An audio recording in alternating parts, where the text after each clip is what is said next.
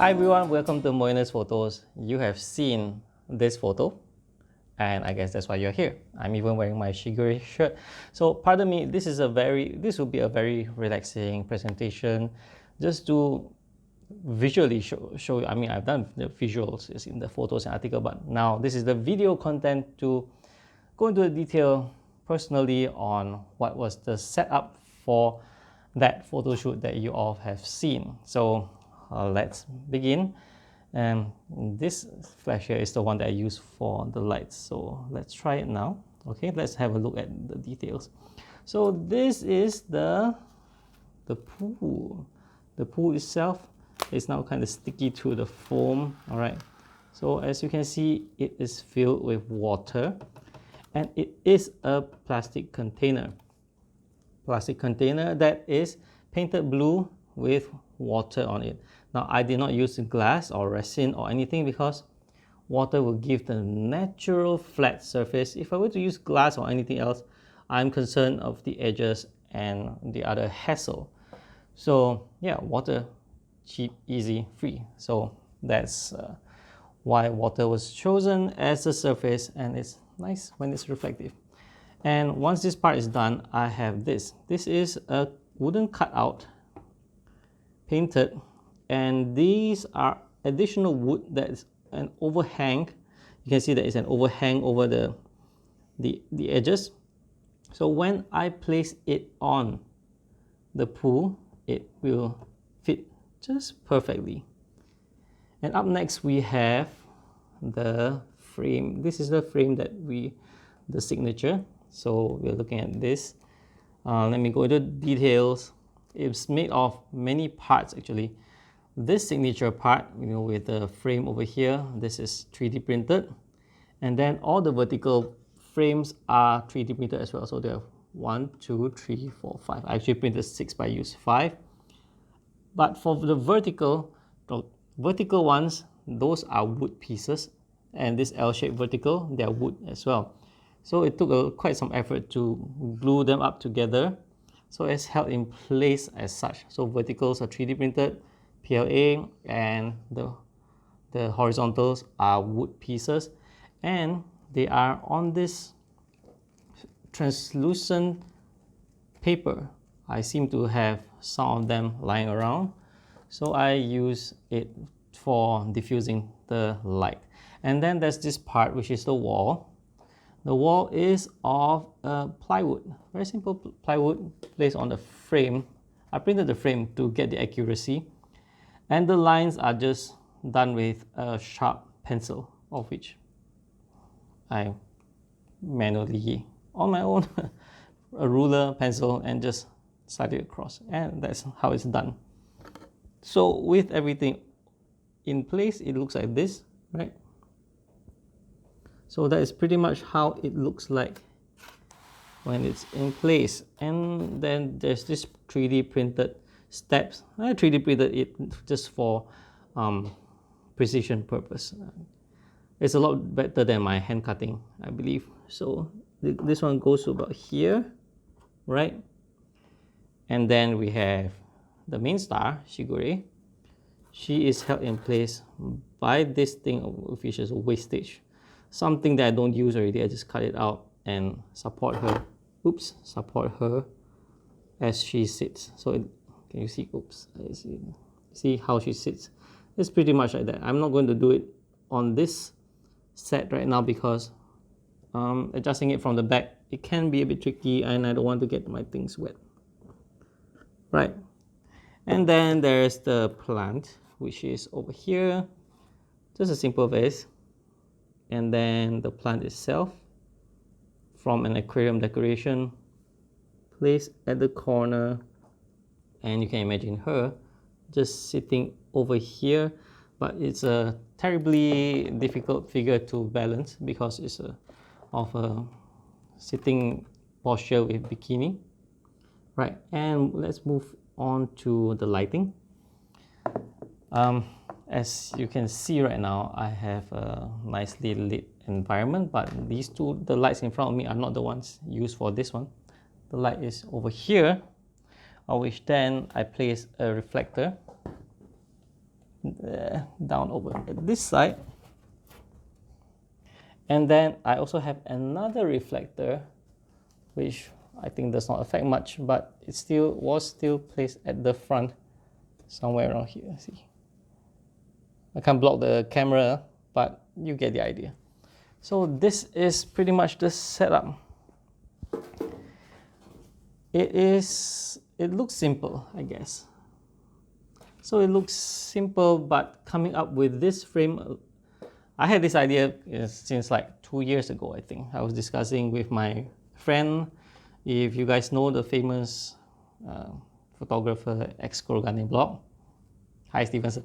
Hello, introducing you. So yes, we are regular on chat, and I've been expressing this idea for a long time but never got it to execute because back then I did not have a 3D printer, and getting the frame done by hand cutting was very, very challenging. In fact, getting the whole, cutting aside, getting the frame done was itself a huge challenge that it actually put me off, and I was busy with work and other things as well. So finally, I decided to get it done during this time because I have all these things. I mean, this has been with me for almost 2 years now. Okay, I had just cut it, I framed it. Even the pool here has been hogging my storage space, and I have not got it done until a couple of days back. So this is pretty much it. On the setup, it looks simple, but what you need to know is the idea behind it. Okay, now let's talk about the photography aspect. I won't go into the settings because everyone may have a different setting for their thing. This one, I shot it with a flash. I balance it to low ISO, minimize noise. Have the flash as sufficient to light the scene but not overwhelming it. And I had to figure out the angle so that it lights up the back and the side sufficiently and have enough reflected light. That aside, I went for not too wide an aperture, but at f4 is sufficient to give focus on the character and blur out a bit of the background and the foreground. I mean, I'm using a Nikon D750, so that's a full frame camera. At f4, it has a reasonably narrow depth of field to have the separation. But I think the key deciding factor was actually the focal length. You see, if I were to use my 90mm macro, I will get the figure nice, but I will still get the figure, but the field of view, focal length is about field of view. So if I were to use a tight crop, I will not be able to showcase this. And if you remember the photo, I'm going to show you here, look at the pool. The pool has a reflection of Shigure and this part. In order to get this reflection, I need to use a wider field of view. So I went with 50mm instead of my usual 90mm for my other shoots.